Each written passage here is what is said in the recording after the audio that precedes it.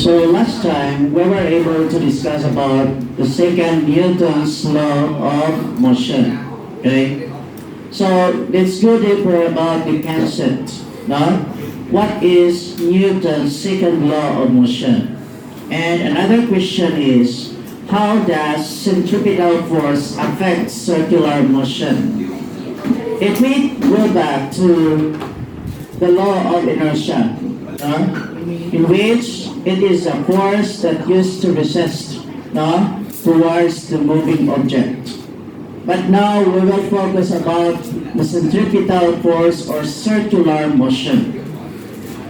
So, what is Newton's second law of motion? Of course, if we have the first Newton's law of motion, then we need to continue that one. What is second Newton's law of motion? Okay? So Newton's second law of motion states that the acceleration of an object is equal to the net force exerted on the object. Okay? According to the object's mass. That is why the net force should be exerted in the object divided by its object's mass. So, we have to exert a pushing force in order that the car will accelerate, for example. Add the mass to car and push with the same force, and you get less acceleration. Alright? So therefore, acceleration is equals to meter per square seconds as its unit. While the force, it should be in newtons as its unit. And then, N stands for mass, okay, with the unit of kilogram. Got it? Now, therefore, to get the equation of the acceleration, because in a second Newton's law of motion, we need to deal with the change of speed, or what we call the velocity. Got it? So therefore, acceleration is directly proportional to its force and inversely proportional to the mass of an object. That is why it's written with A is equals to F divided by M. That is under the second Newton's law of motion in a circular motion of object's acceleration. Okay? So, what is then circular motion? Any motion in which an object is moving along curved path. For example, here in Mahasarakam, we have what we call the rotunda, right? So there is a circular motions in there in which the car can pass through circular motion or curved path, right? So there is a frame of reference, the clock tower of Mahasarakam, which is the rotunda, commonly known as rotunda, or the clock tower, in which, okay, the oncoming cars or any vehicles can pass through there in circular motion, right? So what will happen then? So there is what we call centripetal force. Centripetal force is circular motion, a force that acts perpendicular to the direction of motion towards the center of the core. So what will happen? There is a center of reference, okay? From 0 to positive acceleration down to decelerating or slowing down then stop, okay? Like for example, in our school field, okay? A car or any vehicles can pass through from 0 point, and then accelerating, then slowing down, then stop. Okay?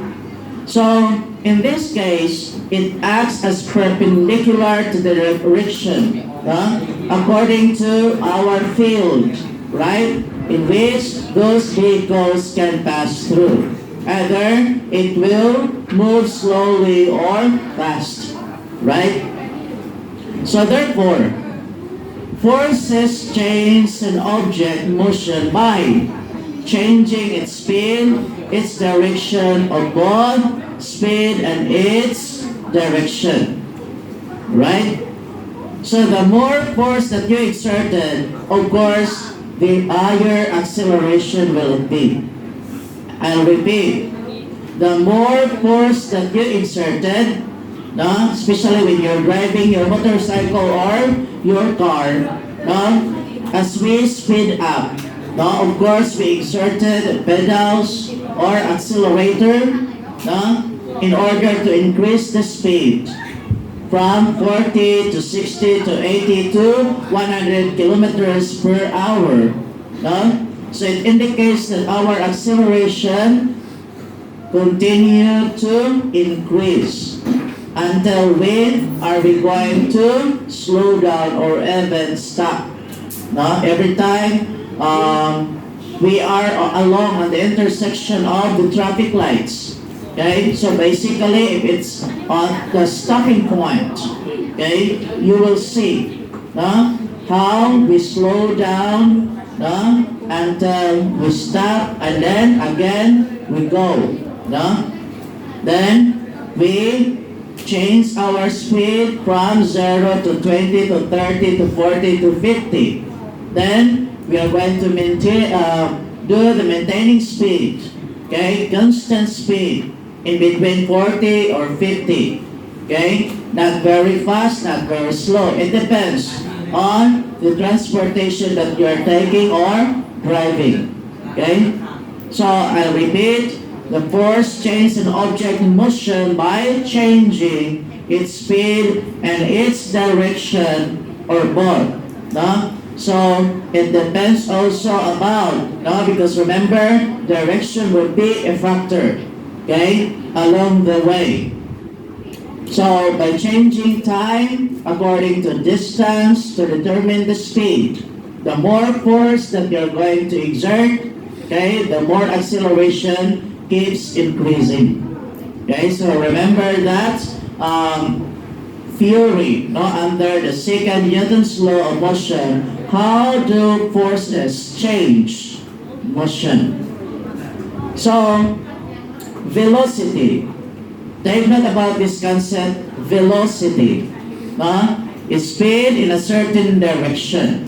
How fast or how slow you take. And when are you going to change your acceleration? When you speed up, when you slow down. So only unbalanced forces change an object's velocity. Okay? Considering with this one, how do forces change motion? Right?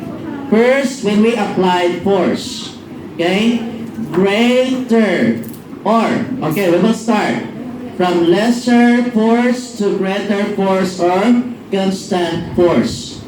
So in this case, when you are going to drive your bicycle, okay, we will refer this basic example about bicycle, okay, bicycling, right? So you applied in the first place, okay, before you accelerate, we use lesser force with our left and right foot pedals, right? So our friction is less. So are we in a constant speed? So at first, in the first place, we are on the constant speed, okay? Probably 5 to 10 kilometers per hour or lesser than that. For example, when it comes to driving our own bicycle. Next, by the time we apply force, straightforward direction. Again, however, we applied lesser force. So say for example, let's go back to this. By applying force, okay, the friction force we applied is equal to its friction. Remember, we are now in a constant speed. Okay? From 0 to 10, 20, 30 kilometers to 40 kilometers per hour. How fast or how slow you drive your own bicycle. Okay? So, we applied a force which is equal to the given friction. So, it's not very fast, not very slow. Constant. Constant speed. Maintaining speed. Either 10 or 20 kilometers per hour. That is how you hold your left and right foot pedals. The way you accelerate through constant speed, as you can see. Try to analyze the pattern or diagram there. Right? Next, second figure. We applied force, straightforward direction.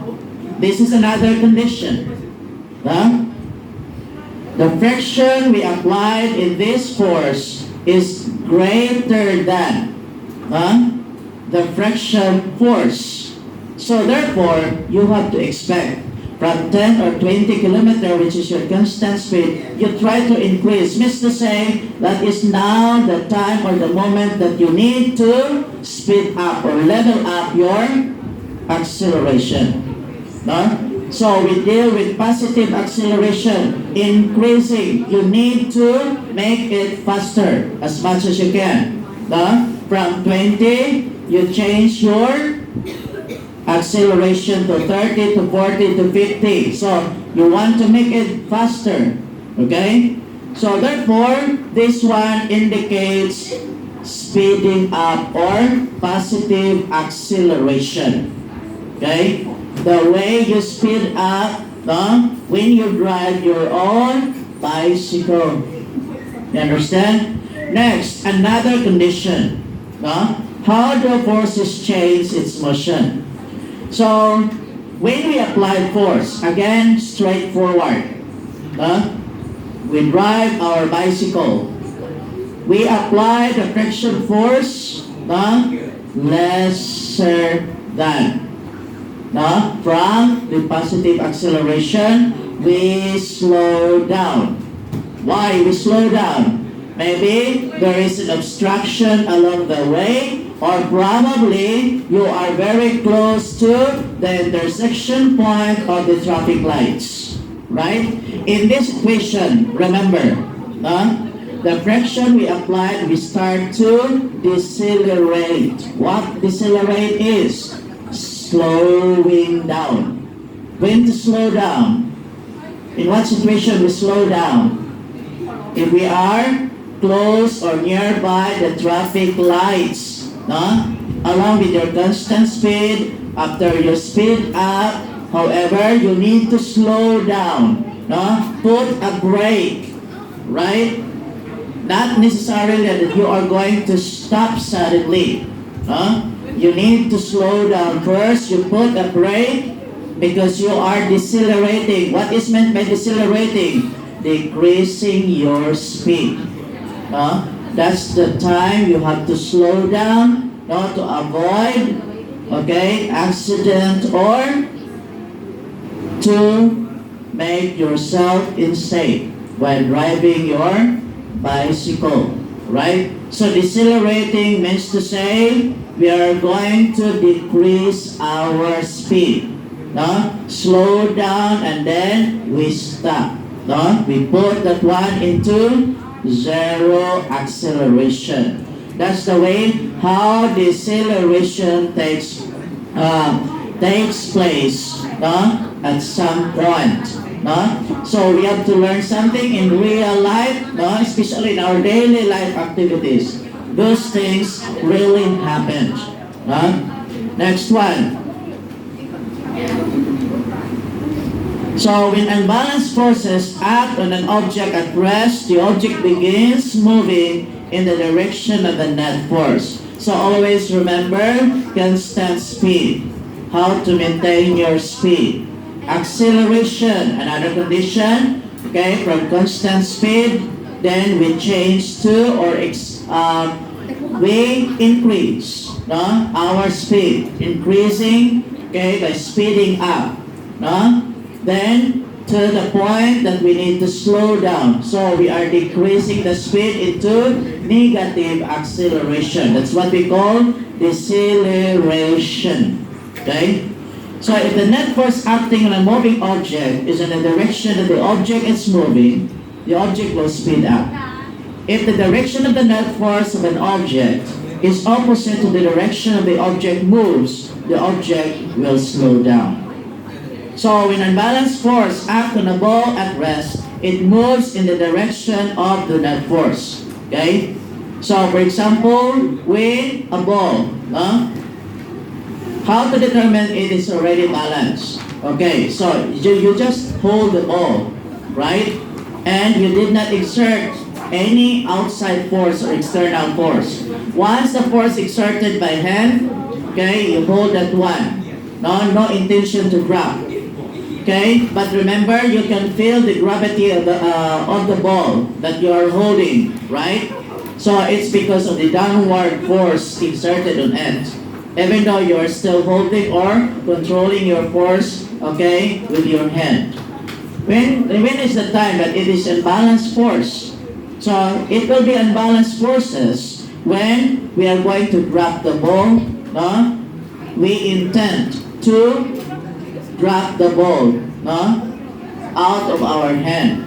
So the force due to the gravity of a ball, okay, certainly, okay, it will fall into the ground or on the floor, right? So this is basically what happens, okay? How the unbalanced forces act on a ball at rest, and it moves the direction of the net force depending on how you control the quad. Then, how the forces change. Unbalanced forces can change an object's velocity by changing the object's direction. So, accelerating keeps moving forward, straight forward, based on which way the direction of the objects is moving, and of course, okay, considering the factors how fast or how slow you take part, either you're accelerating or decelerating at some point. So another important change in velocity over time is acceleration. So unbalanced forces make an object accelerate by changing its speed and its direction or both. Okay? So that's how to determine the presence of acceleration in real life situation. So according to the Newton's second law of motion, the acceleration of an object is equal to the net force acting on an object divided by object's mass. So as you can see, Newton's second law equation, acceleration in meter per squared seconds, okay, is equals to net force by using the unit of Newton divided by the mass of an object, okay, derived with the unit of kilogram. Then, how could it be done? I'll repeat. So the formula should be A is equals to F divided by M under the Newton's second law of motion. I'll repeat. A is equals to F divided by M. Alright? So next one, in this direction, as you can see, acceleration is expressed in meter per second squared, right? And mass in kilograms, while the force, it should be in Newton's unit. Okay? So according to this circular motion, in any motion in which an object is moving along the curved path, with the velocity where it based. In circular motion, a force that acts perpendicular to the direction of motion towards the center of the curve is what we call centripetal force. Right? So, for example, when you have a string, and then towards the edge of the string, you tie with a stone, and then you can do that one by okay, through circular motion, and you can release, and you can also see the projection of the string with the stone. Okay, so that is how centripetal force, okay, indicates the concept related to circular motion. Alright?